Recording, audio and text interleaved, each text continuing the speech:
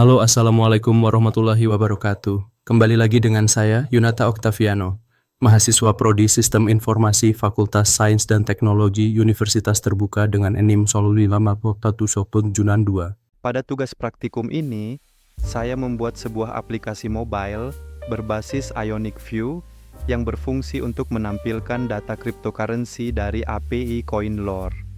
Aplikasi ini mengambil data secara langsung dari internet, kemudian menampilkannya dalam bentuk tabel 3 kolom yang memuat informasi rang, name dan simbol, serta harga dalam USD. Langkah pertama yang saya lakukan adalah membuat proyek baru Ionic menggunakan template tipe View. Setelah proyek berhasil dibuat, saya menambahkan library Axios untuk melakukan permintaan HTTP ke API online.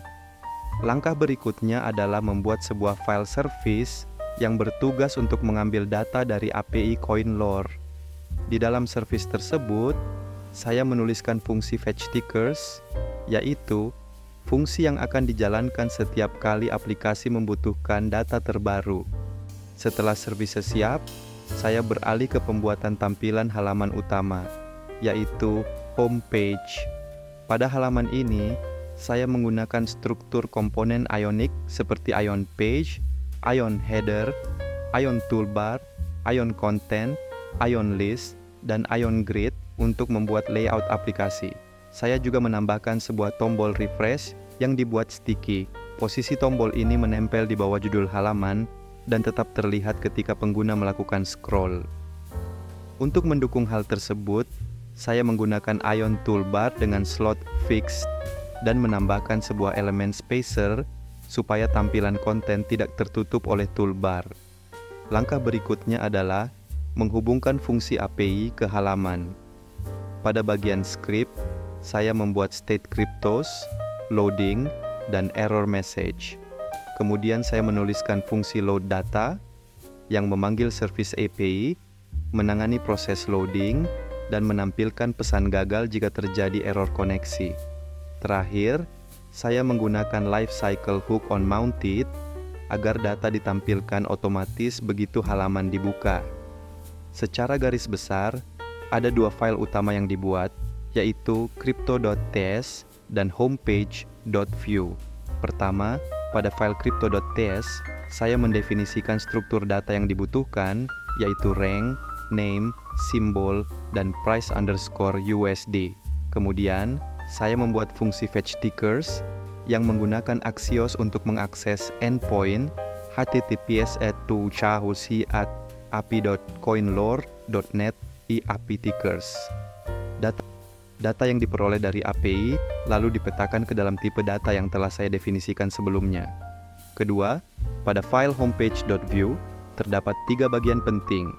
Bagian template digunakan untuk mengatur tampilan halaman, termasuk judul, tombol refresh, dan tabel data.